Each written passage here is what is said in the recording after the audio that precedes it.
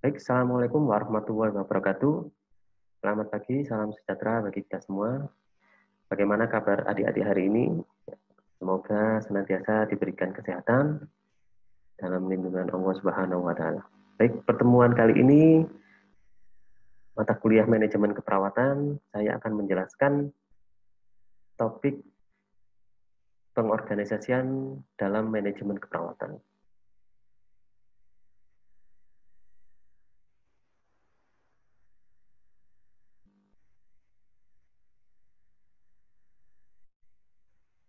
Ya, pengorganisasian dalam manajemen keperawatan. Nah, setelah menyelesaikan topik ini ya, diharapkan Anda dapat menjelaskan pengertian dan hakikat pengorganisasian.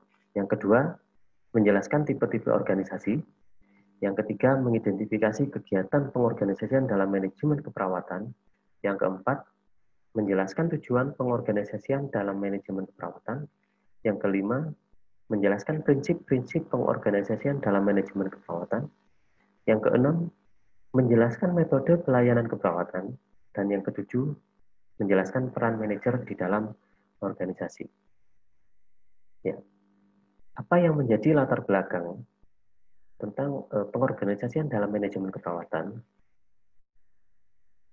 yaitu efektivitas dan efisiensi pelaksanaan kegiatan setelah suatu rencana dibuat, dipengaruhi oleh bagaimana individu-individu yang ada dalam satuan kerja bekerja secara maksimal sesuai tanggung jawab dan wewenangnya. Untuk itu, pengorganisasian menjadi langkah-langkah penting setelah kegiatan perencanaan dibuat. Ya. Dalam pelayanan keperawatan, pengorganisasian dapat dilakukan mulai dari tingkat atas sampai tingkat ruangan. Sedangkan dalam topik ini pengorganisasian yang akan kami bahas ya hanya pada tingkat ruang rawat inap saja. Jadi bagaimana struktur organisasi dalam ruang bangsal misalnya. Nanti Anda akan menemukan beberapa penjelasan terkait kepala ruangan, ada ketua tim, ada perawat primer, ada perawat associate atau perawat pelaksana. Ya. Dalam membuat perencanaan, seorang manajer harus menyusun pengorganisasian personil agar dapat dilaksanakan rencana secara efektif dan efisien. Dalam pengorganisasian, termasuk di dalamnya adalah penyusunan struktur organisasi formal sebagai sarana mengkoordinasi sumber-sumber untuk mencapai tujuan, menetapkan kebijakan dan prosedur, serta menentukan posisi dan deskripsinya. Pengorganisasian pelayanan penting untuk menentukan keberhasilan pencapaian tujuan organisasi. Dan berikutnya, pengorganisasian ini dilakukan sesuai dengan kebutuhan organisasi untuk mencapai tujuannya. Ini yang pertama yaitu bagaimana pengertian dan hakikat pengorganisasian. Jadi pengorganisasian adalah pengelompokan pengaturan kegiatan yang dilakukan untuk mencapai tujuan organisasi, baik itu melalui supervisi, komunikasi, dan koordinasi dengan unit kerja lain secara vertikal atau atasan dan horizontal bawahan. Ini menurut Depkes RI 2001. Ya. Pengertian berikutnya, pengorganisasian adalah kegiatan mendesain tujuan dan wewenang tiap pekerjaan individu, menetapkan mana pekerjaan yang masuk dalam kelompok manajer, mencari metode dan proses agar pekerjaan dapat terintegrasi dengan baik. Bagaimana dalam pengorganisasian pelayanan keperawatan? Adalah proses pengelompokan kegiatan terhadap tugas, wewenang, tanggung jawab, dan koordinasi kegiatan, baik vertikal maupun horizontal, yang dilakukan oleh tenaga keperawatan untuk mencapai tujuan yang telah ditetapkan. Ya, jadi fungsi ini mencakup penetapan tugas-tugas yang harus dilakukan, siapa yang harus melakukan, seperti apa tugas-tugas dikelompokkan, siapa yang melaporkan ke siapa, dan di mana, serta kapan keputusan harus diambil oleh seorang perawat. Ini pengorganisasian pelayanan keperawatan. Ya, jadi ini nanti akan dilakukan komunikasi-komunikasi, koordinasi dalam memberikan pelayanan asuhan keperawatan. Ya, siapa yang melaporkan? Ke siapa data ini dilaporkan? Dan di mana? Serta kapan perawat harus memutuskan? Ya, keputusan harus diambil segera mungkin dalam memberikan pelayanan keperawatan. Nah, berbicara tentang siapa yang harus melakukan dan apa, maka analisis kebutuhan tenaga harus tepat baik dari segi kualitas maupun kuantitas. Hal-hal yang harus menjadi pertimbangan guna menjawab pertanyaan siapa yang harus melakukan apa diantaranya. Ya, ini menurut Siagian 2007. Yang pertama yaitu merumuskan klasifikasi jabatan. Ya, jadi klasifikasi jabatan apa saja nanti dalam ruangan bangsal tersebut.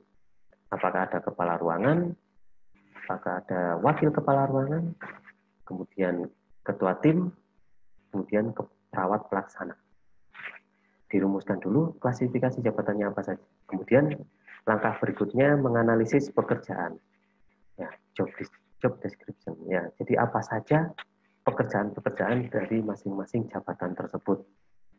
Nah, setelah kita menganalisis, berikutnya yaitu deskripsi pekerjaan agar efektif dan efisien dalam mencapai tujuan yang telah ditetapkan. Jadi, mendeskripsikan supaya pekerjaan efektif dan efisien dalam mencapai tujuan pelayanan asuhan keperawatan. Jadi diberikan misalnya kepala ruangan apa saja yang dilakukan, wakil kepala ruangan apa saja, kemudian ketua tim apa saja job list-nya, kemudian perawat pelaksana harus melakukan apa saja dan melaporkan apa. Nah, baik. Siapa yang melaporkan ke siapa? Ya, jadi koordinasi dalam sebuah organisasi ya, sangatlah penting, ya, baik bersifat vertikal maupun horizontal. Untuk menciptakan koordinasi antar pos yang harmonis dan tidak sampai tumpang tindih kegiatan, jadi struktur harus dibuat dengan jelas dan dapat menggambarkan pembagian tugas, wewenang, dan tanggung jawab dari masing-masing pos. Nah, ini adalah pentingnya sebuah koordinasi dalam sebuah organisasi. Ya, supaya tidak sampai tumpang tindih kegiatan. Jadi job list-nya jelas. Ya, antara kepala ruangan dan wakil kepala ruangan. Antara ketua tim dan perawat pelaksana. Apa saja yang menjadi tugas dan wewenang berdasarkan struktur organisasi. Ya.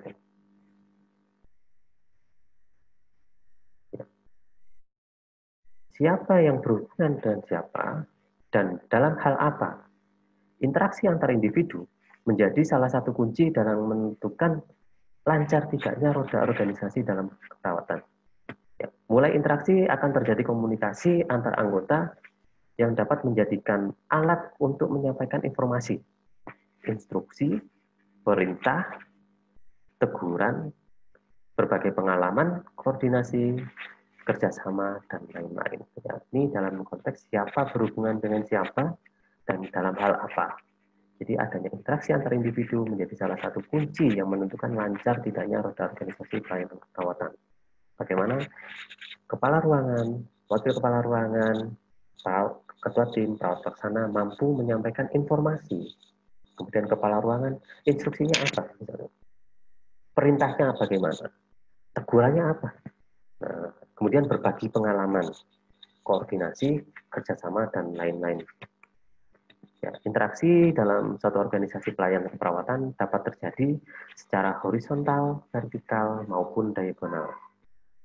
Nah, interaksi secara horizontal sini dapat terjadi pada level yang sama, misalnya antar kepala ruangan, ketua tim, atau antar perawat primer. Ya.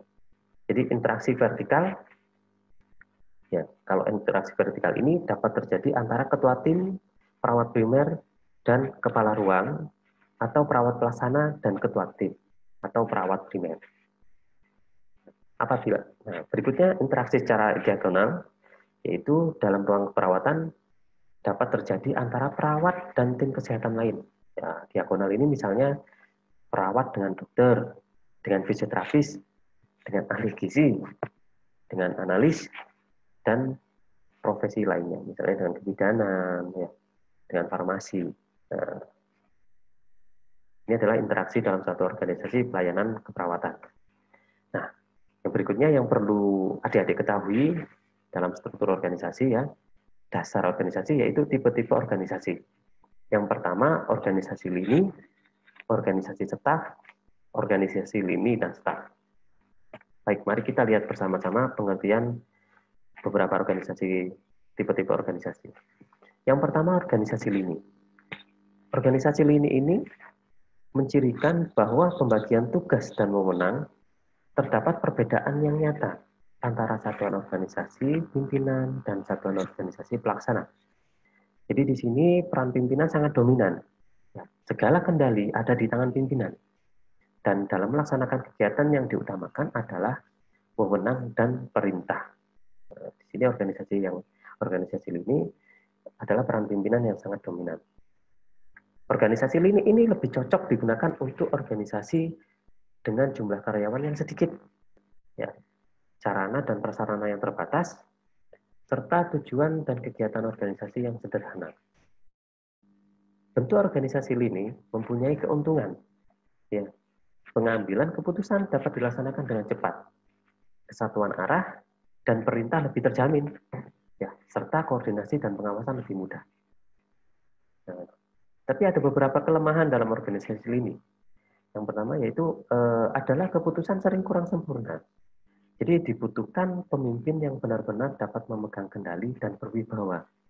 Dan unsur manusiawi sering terabaikan. Jadi langsung diputuskan tanpa melihat bagaimana kondisi keadaan bawahannya. Ini organisasi lini. Yang kedua yaitu organisasi staf. Organisasi staf merupakan pengembangan dari organisasi lini. Organisasi staf dicirikan bahwa dalam organisasi dikembangkan satuan organisasi staf yang berperan sebagai pembantu pimpinan. Orang yang duduk dalam organisasi staf adalah individu ahli sesuai dengan kebutuhan organisasi. Mana pimpinan membutuhkan orang yang mampu membantu memecahkan masalah organisasi. Pengambilan keputusan berada di tangan pimpinan. Keuntungannya adalah pengambilan keputusan akan lebih baik. Di sini ada beberapa kerugian, yaitu pengambilan keputusan membutuhkan waktu yang lebih lama karena dibutuhkan koordinasi antara pimpinan dan staf untuk membantu memecahkan masalah organisasi. Dibutuhkan beberapa orang. Ya, jadi di sini ada beberapa kelemahan, yaitu pengambilan keputusan membutuhkan waktu yang lama karena melibatkan beberapa unsur antara pimpinan dan staf. Yang ketiga yaitu organisasi lini dan staf. Ya, jadi organisasi lini dan staf ini adalah pengembangan dari organisasi staf. Ya, pada bentuk organisasi ini, staf tidak hanya diberi job sebagai penasihat, tetapi staf juga diberi tanggung jawab untuk melaksanakan nasihat tersebut. Organisasi lini staf diterapkan jika permasalahan organisasi sangat kompleks, sehingga staf tidak hanya memberikan ide, tetapi juga harus melaksanakan. Nah, ini namanya organisasi lini dan staf, di mana staf tidak hanya mampu mengerjakan suatu pekerjaan yang diberikan, tapi juga harus mampu menjadi penasihat juga, bertanggung jawab, kemudian memberikan ide, dan juga harus melaksanakannya. Nah, keuntungan organisasi lini staf adalah mengambil keputusan telah dipikirkan oleh sejumlah orang. Tanggung jawab pimpinan berkurang karena pimpinan dapat lebih memusatkan perhatian pada masalah yang lebih penting, serta pengembangan bakat dan kemampuan dapat dilakukan sehingga mendorong tanggung jawab kerja yang baik. Nah, tapi organisasi lini staf ini ada kelemahannya, yaitu pengambilan keputusan memakan waktu lebih lama, dapat menimbulkan kebingungan pelaksana jika staf tidak mengetahui batas wewenangnya. Jadi ada batasan-batasan tertentu yang harus diketahui oleh staf meskipun sudah disepakati bersama. Ya. Nah, berikutnya yaitu kegiatan pengorganisasian dalam manajemen keperawatan. Bagaimana kegiatan pengorganisasian dalam manajemen keperawatan? Kegiatan pengorganisasian dalam manajemen keperawatan yang bisa dilakukan oleh manajer keperawatan adalah sebagai berikut. Yang pertama, mengelompokkan dan membagi kegiatan yang harus dilakukan oleh staf. Ini dibagi habis sesuai dengan kompetensi dan tanggung jawab oleh kepala ruangan. Yang kedua, bagaimana menentukan jalinan hubungan kerja antar tenaga kesehatan agar komunikasi baik dan mendukung kegiatan sehari-hari. Yang ketiga, menentukan penugasan yang kondusif. Jadi semua tugas dikerjakan secara sukarela dan optimal tanpa ada rasa curiga antar perawat. Nah, ini adalah beberapa kegiatan pengorganisasian dalam manajemen keperawatan. Nah, yang berikutnya adalah tujuan pengorganisasian. Jadi ada beberapa tujuan dalam pengorganisasian dalam manajemen keperawatan. Apa saja? Yang pertama yaitu tujuannya yaitu pencapaian tujuan organisasi. Ya. Kemudian yang kedua, pengorganisasian sumber daya secara efektif dan efisien. Yang ketiga, melakukan pembagian tugas dan pertanggungjawaban yang efektif antara perorangan dan kelompok. Yang keempat, menentukan jalur komunikasi dan koordinasi yang efektif melalui penyusunan struktur organisasi yang baik. Ya, bagaimana yang kelima, yaitu melakukan pengambilan keputusan secara tepat. Yang keenam, melakukan pengawasan kegiatan-kegiatan organisasi secara efektif melalui supervisi.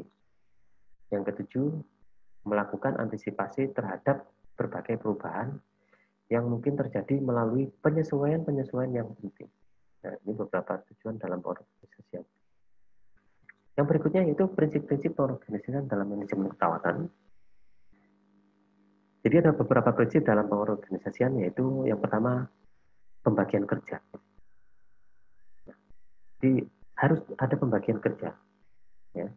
Kepala ruangan, wakil kepala ruangan, ketua tim, dan perawat pelaksana.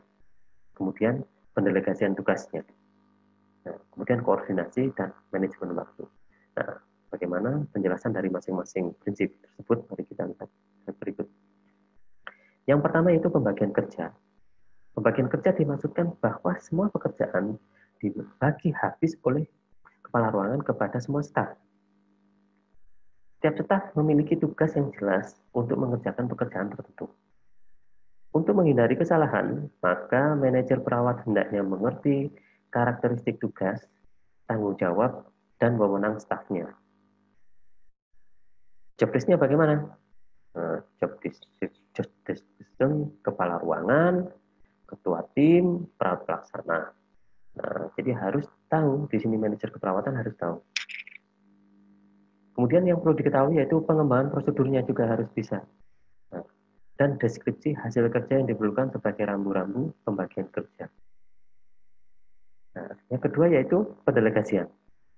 Menurut ANA 2005, ya, jadi pendelegasian adalah penyerahan tanggung jawab kinerja atas suatu tugas dari satu individu ke individu lain. Sedangkan pertanggungjawaban tetap tergantung hasilnya. Nah, pendelegasian tugas ini merupakan pelimpahan wewenang dan tanggung jawab kepada staf untuk melakukan tindakan dengan batas kewenangan tertentu. Nah, jadi ada batasnya pelimpahan wewenang ini. Tidak harus semua pekerjaan yang dilakukan oleh kepala ruangan dilimpahkan langsung kepada ketua tim atau perawat pelaksana yang mewakili. Tidak, jadi ada batas-batasannya. Yang mana yang sesuai dengan job description-nya. Nah, yang sesuai dengan batasan. Dalam pendelegasian, mengandung unsur mentoring dan regenerasi yang baik atau alami, serta memiliki nilai bagaimana mengelola sumber daya yang efektif dan efisien dengan kemampuan terbatas. Ya, jadi pendelegasian ini sangat penting, ya. Jadi ada unsur-unsur mentoring, ya. Kemudian regenerasi, jadi regenerasi atau alami, serta memiliki nilai bagaimana mengelola sumber daya yang efektif. Nah, menurut KOS KM 2008, ya, pendelegasian yang baik harus melihat the 5 right of delegation. Ya. Jadi apa saja the 5 right of delegation? Ya. Nah, jadi delegasi yang benar itu bagaimana? Yang pertama, tugas atau pekerjaan, lingkungan sekitarnya, orang yang ditunjuk, adanya pengarahan, kemudian komunikasi yang baik, dan dilakukan supervisi atau evaluasi. Ya, jadi pendelegasian itu harus baik, harus memperhatikan tugas apa yang didelegasikan. Kemudian bagaimana lingkungan, kondusif tidak. Ya. Kemudian orangnya yang ditunjuk harus tepat. Ya, kemudian kepala ruangan memberikan pengarahan. Sini. Pengarahan bagaimana pekerjaan yang didelegasikan itu supaya bisa dijalankan oleh ketua tim. Kemudian komunikasi yang baik yang dilakukan dengan dilakukan supervisi dan evaluasi. Nah, nanti pekerjaan yang didelegasikan ini harus dikomunikasikan kepada bawahannya. Ya, kemudian nanti dilakukan supervisi, apakah dilakukan atau tidak. Kemudian kita evaluasi. Nah, yang berikutnya adalah koordinasi. Koordinasi ya adalah suatu kegiatan melakukan komunikasi dan hubungan dengan pihak yang terlibat dalam melancarkan kegiatan agar terjadi nada atau irama yang sama, sehingga terjadi keselarasan tindakan, usaha, sikap, dan penyesuaian antar tenaga yang ada di tempat kerja. Ya, ini namanya koordinasi. Ya, jadi penting dalam suatu organisasi itu adanya koordinasi, yaitu melakukan komunikasi dan hubungan dengan pihak-pihak yang terlibat. Supaya apa? Supaya kegiatan tersebut menjadi lancar. Ya, terjadi antara nada atau irama yang sama, selaras sesuai dengan tindakan apa yang direncanakan. Nah, koordinasi ini efektif bisa dilakukan dengan cara yang pertama membangun komunikasi dua arah baik dengan atasan maupun bawahan. Ya. Yang kedua, memberikan atau membiasakan melakukan rapat formal, rapat resmi, pre dan post conference. Yang ketiga, melakukan pelaporan dan pencatatan yang teratur dan berkelanjutan. Yang keempat, membuat pembakuan formulir-formulir yang dipakai dalam semua kegiatan sebagai bukti tanggung jawab dan tanggung jawab. Nah, ini adalah beberapa tips koordinasi yang efektif ya dilakukan dengan cara ini. Adanya komunikasi, ya. Kemudian melakukan rapat formal, ya. Kemudian rapat tersebut dilaporkan, kemudian dilakukan pencatatan secara teratur dan berkelanjutan. Kemudian yang keempat, membakukan formulir-formulir yang dipakai dalam kegiatan. Ya, jadi beberapa kegiatan yang telah disepakati itu harus ada di formulirnya, form-form yang digunakan apa sebagai bentuk tanggung jawab dan tanggung gugat. Yang keempat yaitu manajemen waktu. Ya, manajemen waktu ini biasanya digunakan oleh setiap orang untuk melakukan aktivitas apa saja. Ya, kemampuan mengelola waktu merupakan pencapaian keberhasilan seseorang. Ya, di sini diperlukan manajemen waktu yang baik dalam memberikan pelayanan asuhan keperawatan. Nah, agar dapat berhasil dalam mengelola waktu, ya, maka diperlukan pemanfaatan waktu yang efektif dengan cara yang pertama yaitu menganalisis waktu. Ya, analisa waktu ini yang dipakai dengan membuat jadwal dan kategori kegiatan. Ya. Jadi kegiatan tersebut membutuhkan waktu berapa jam. Ya. Misalnya dokumentasi asuhan keperawatan membutuhkan waktu berapa jam. Nah, kategori kegiatannya bagaimana? Penting, sangat penting, atau bahkan tidak penting. Kemudian memeriksa kembali tiap porsi kategori sesuai waktu yang ada. Nah, diperiksa kembali apakah dokumentasi ini waktu dalam cukup dalam waktu 10 menit atau bahkan kurang atau terlalu lama. Nah, yang berikutnya yaitu menentukan prioritas pekerjaan menurut kegawatan, mendesak, tidak mendesak, atau rutin. Yang berikutnya yaitu mendelegasikan kepada bawahan sesuai dengan sifat pekerjaan. Ya, setelah sudah ditentukan prioritas mana yang paling gawat, mendesak dan tidak mendesak atau rutin, nah, kemudian didelegasikan kepada bawahan sesuai dengan sifat pekerjaannya. Nah, berikutnya yaitu metode pelayanan keperawatan. Jadi metode yang digunakan dan dalam bentuk struktur pengorganisasian kerja yang digunakan supaya efektif dan efisien. Nah, sekarang kita masuk metode pelayanan keperawatan, struktur organisasi dalam pelayanan keperawatan. Ini ada beberapa model yang bisa digunakan sesuai dengan kebutuhan rumah sakit atau pelayanan keperawatan, baik itu di puskesmas atau klinik.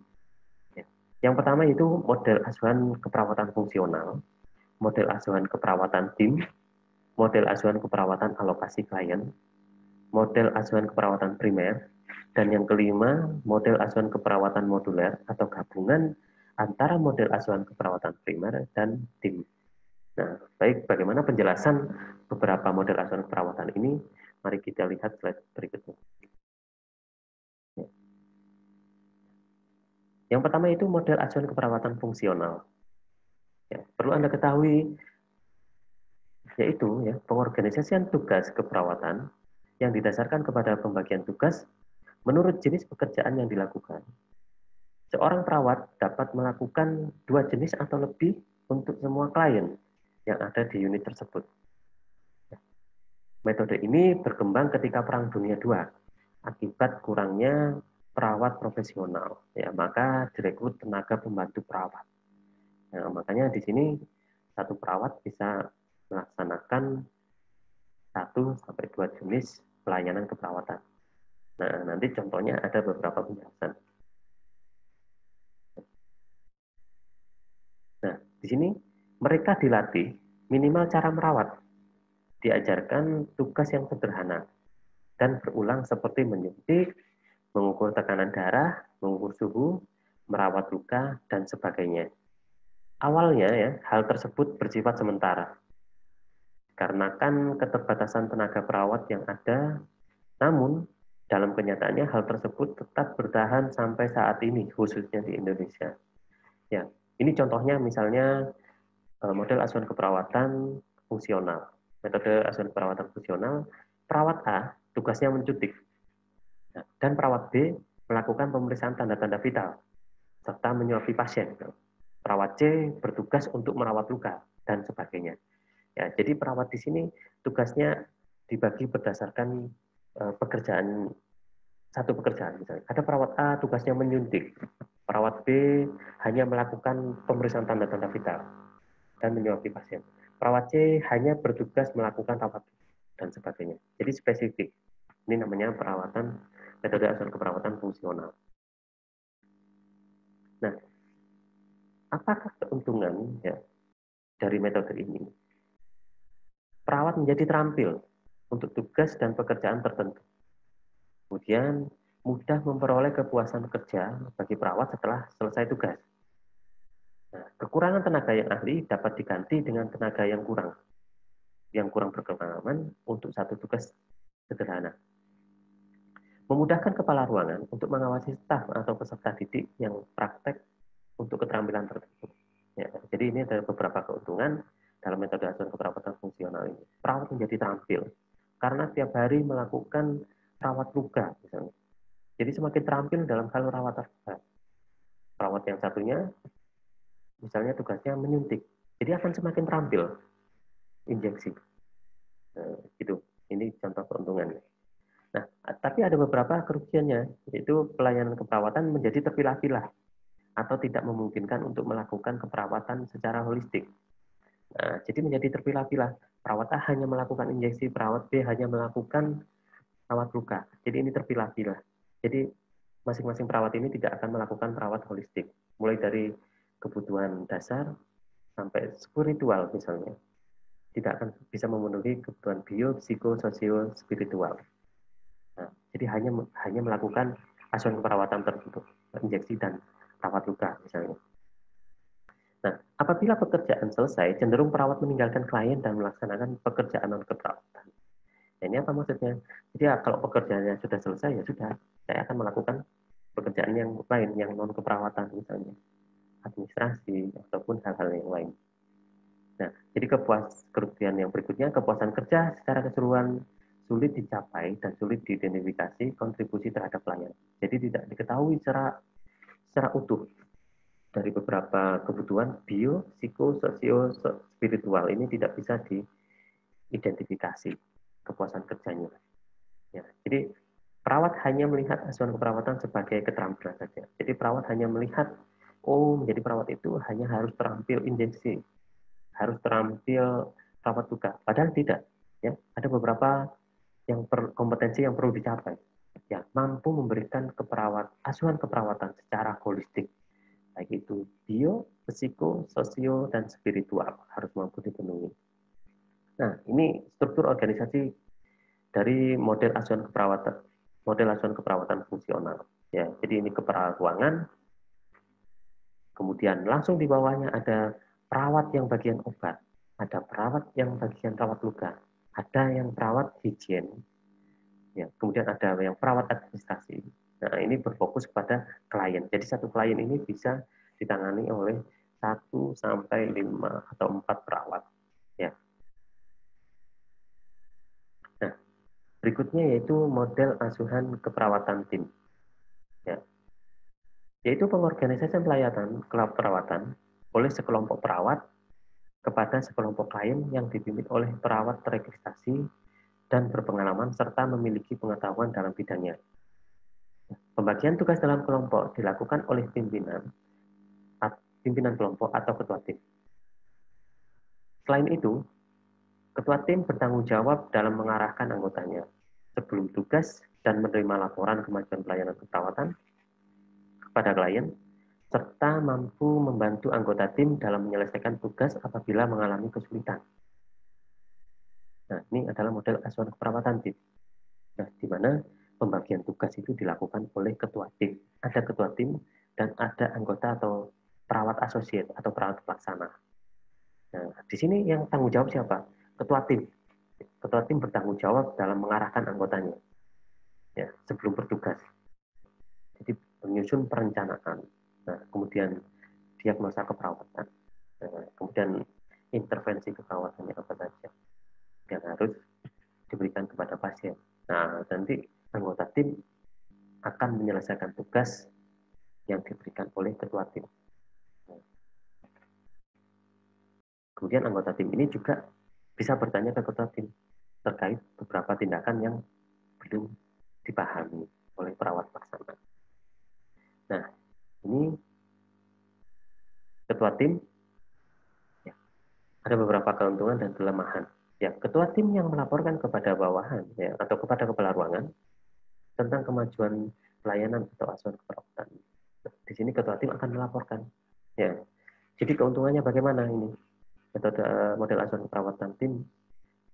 Yang pertama itu memfasilitasi pelayanan keperawatan yang komprehensif.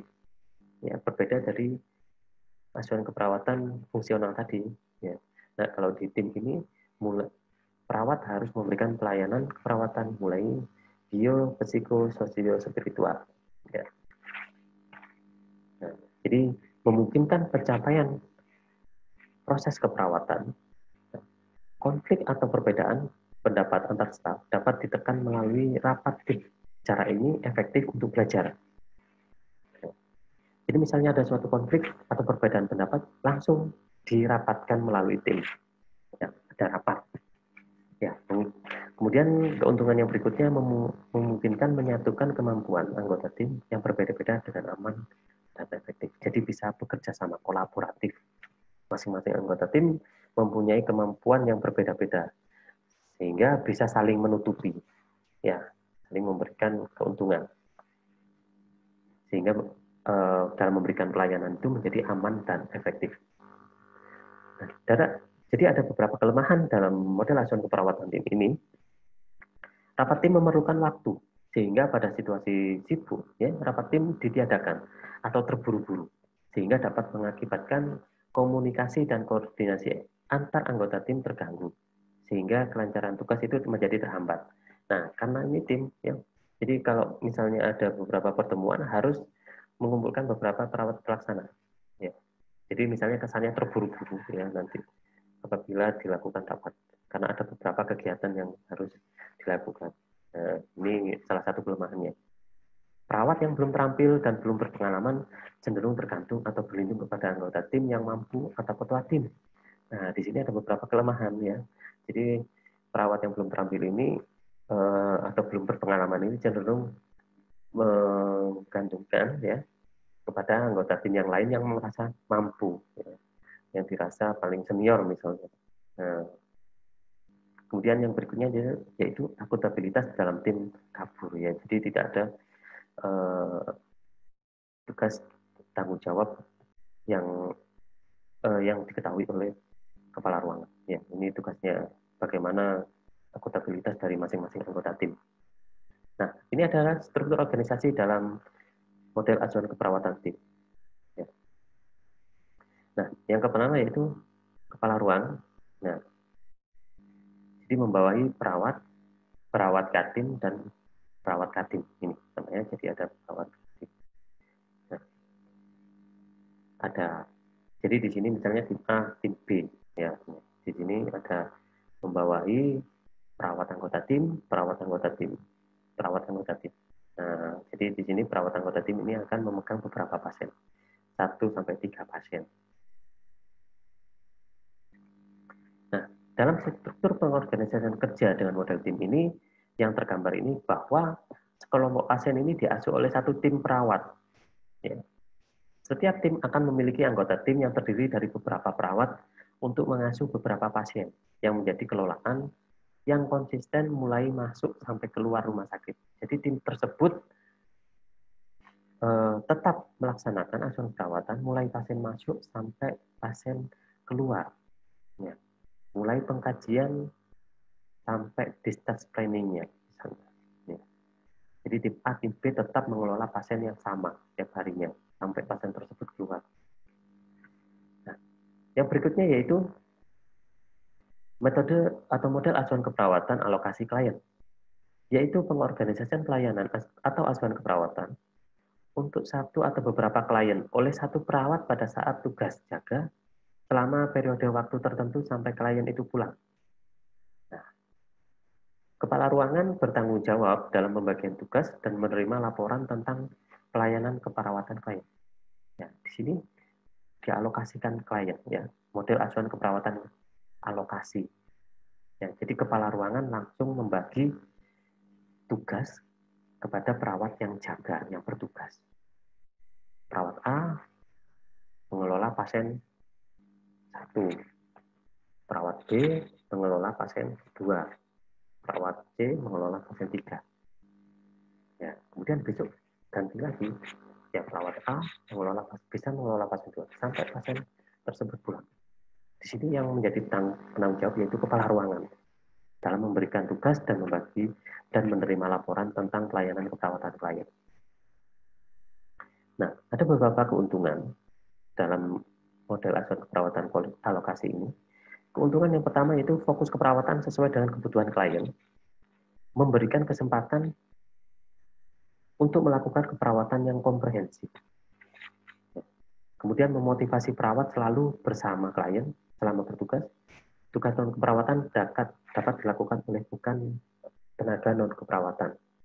Kemudian mendukung penerapan proses keperawatan. Kemudian kepuasan kerja secara keseluruhan dapat dicapai.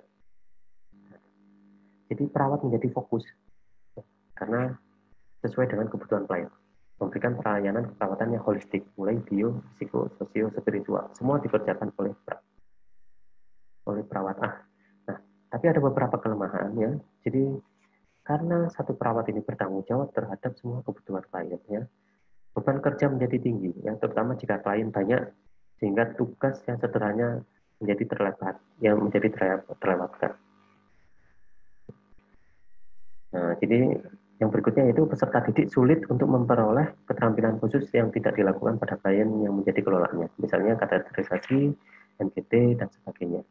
Ya, jadi misalnya saya mendapat tugas mengelola pasien 1 di mana kompetensi kateterisasi NGT itu tidak ada. Jadi perawat menjadi kurang terlatih. Ya. Kemudian adanya pendelegasian tugas tertentu. Ya. Jadi hanya tugas tertentu saja yang dianggap mampu oleh kepala ruangan.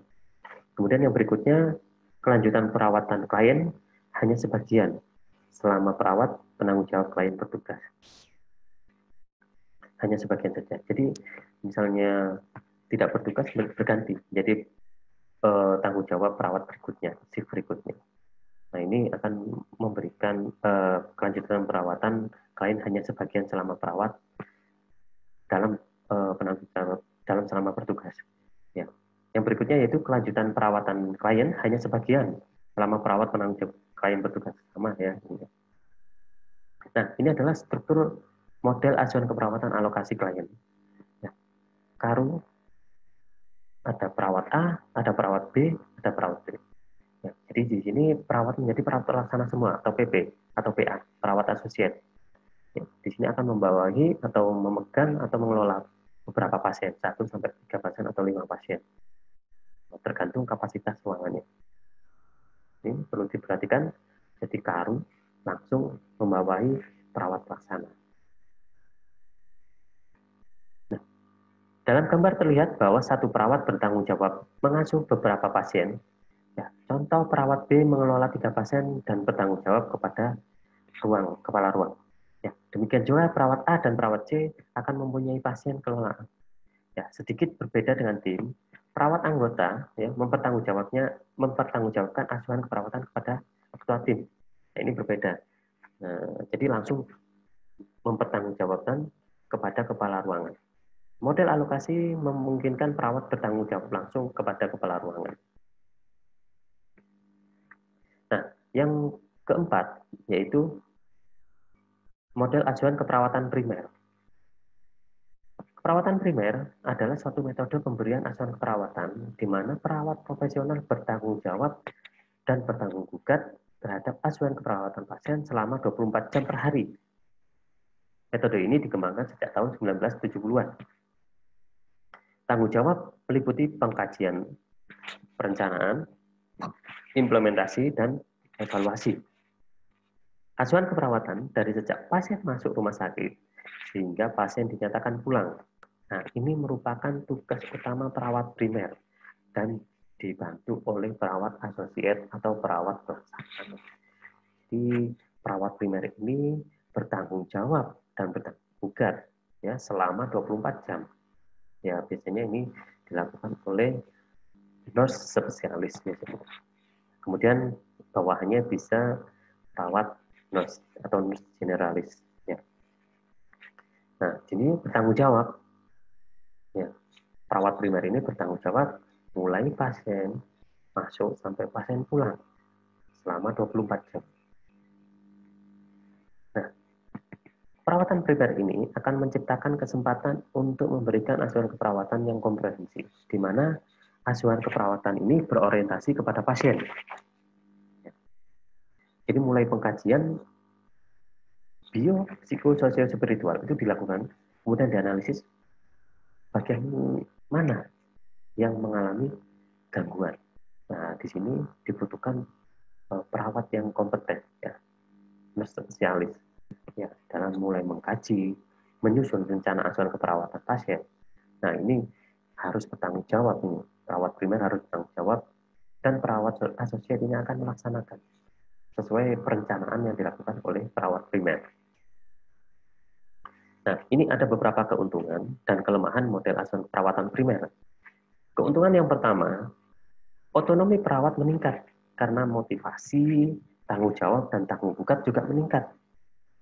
Ya, jadi, percaya diri. Ya. Kemudian, menjamin kontinuitas asuhan keperawatan. Jadi berlanjut, mulai pasien masuk sampai pasien dilakukan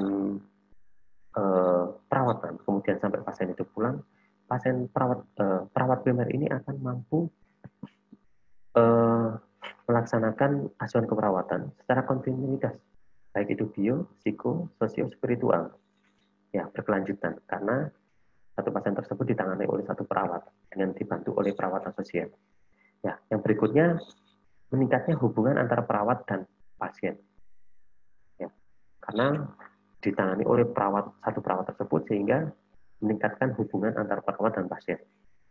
Yang berikutnya membebaskan perawat dari tugas-tugas yang bersifat berbantuan. Ya, ini menjadi independen. Ya. Banyak asuhan keperawatan yang bersifat independen itu diberikan kepada pasien. Ya. Metode ini mendukung pelayanan profesional, ya, menjadi perawat profesional bertanggung jawab mulai pasien masuk sampai pasien pulang.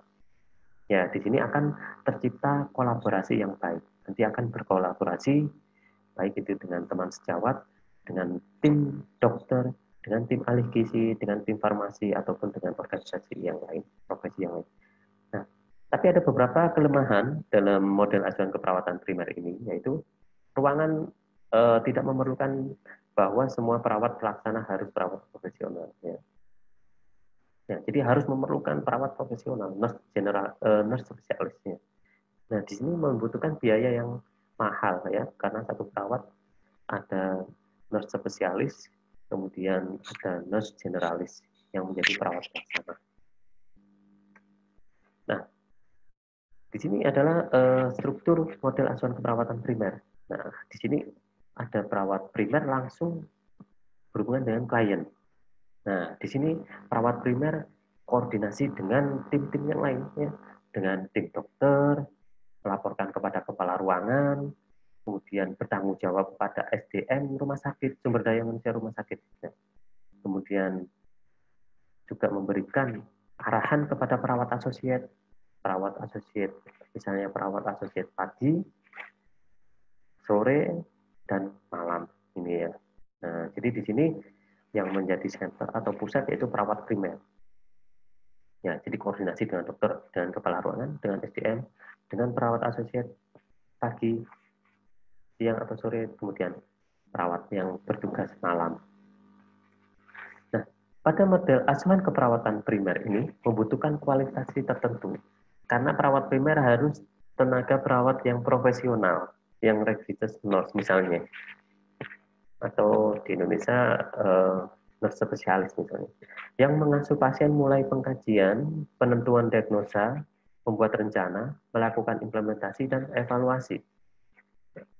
Dalam kegiatan implementasi ini, ya, ini perawat primer dibantu oleh perawat asosiat. Ya, tadi di struktur organisasi sudah saya jelaskan. Jadi dalam melaksanakan itu bukan berarti perawat berada di rumah sakit selama 24 jam, tidak ya, tapi misalnya si pagi nanti akan dibantu oleh perawat asosiat pagi. Misalnya jam perawat primernya pulang, nanti perawat asosiat bisa menelpon atau menghubungi perawat primer yang sedang tidak berada di rumah sakit. Perawat primer akan mengasuh 4 sampai 6 klien pasien selama 24 jam. Ya, di sini ada beberapa batasan ya. Minimal 4 sampai dan maksimal 6 klien atau pasien selama 24 jam. Nah, yang berikutnya yaitu model asuhan keperawatan modular atau gabungan. Nah, di sini model asuhan keperawatan ini gabungan antara perawatan primer dan tim, yaitu pengorganisasian pelayanan atau asuhan keperawatan yang dilakukan oleh perawat profesional dan non-profesional atau perawat rampil untuk sekelompok klien dari mulai masuk rumah sakit sampai pulang. Nah, ini disebut tanggung jawab total atau keseluruhan. Ya. Untuk metode ini diperlukan perawat yang berpengetahuan, terampil, dan memiliki kemampuan memimpin. Nah, kombinasi. Nah, di sini adalah kemampuan memimpin. Tetap memimpin ya, ada katimnya. Idealnya yaitu mengelola 2-3 perawat untuk 8 sampai 12 klien atau pasien. Nah, semua model. Nah, jadi keperawatan moduler ya, gabungan ini primer ya dan tim. Jadi ketua tim ini bisa menjadi perawat primer nanti ya. Nah, bisa menjadi rujukan oleh perawat asosiat. Nah, atau bahkan perawat primernya mengambil dari luar ya. Ya, jadi hanya visite saja di ruangan tersebut, melakukan visite, nah, kemudian melakukan koordinasi dengan tim. Nah, jadi gabungan ya. Gabungan antara model asuhan keperawatan primer dan tim. Bisa saja ketua tim menjadi perawat primernya. Gitu. Nah, semua model di atas ini dapat digunakan untuk mengorganisasikan pelayanan atau asuhan keperawatan sesuai situasi dan kondisi ruangan. Ya, jumlah perawat serta kemampuan perawat yang ada. Nah, Jumlah perawat yang ada harus seimbang dengan sesuai jumlah klien. Selain itu, kategori pendidikan tenaga keperawatan yang ada perlu diperhatikan sesuai dengan tugas dan tanggung jawab yang akan dibebankan. Ya, jadi semua model asuhan keperawatan ini ya mempunyai kelebihan dan kekurangan ya. Nah, di sini rumah sakit harus memperhatikan ya sesuai atau tidak ya jumlah kliennya atau jumlah pasiennya disesuaikan. Kemudian pendidikan perawatnya ya apakah sesuai dengan model asuhan keperawatan di atas tersebut yang tadi sudah dijelaskan ya menyesuaikan. Di sini rumah sakit harus mampu atau kepala ruangan harus mampu menganalisis model asuhan keperawatan mana yang tepat diterapkan di rumah sakit tersebut. Nah, baik itu saja ya. Demikian penjelasan tentang topik pengorganisasian dalam manajemen keperawatan. Apabila ada pertanyaan, bisa langsung chat atau menghubungi melalui nomor WA. Atau kita komunikasi di Google Classroom. Sekian, terima kasih.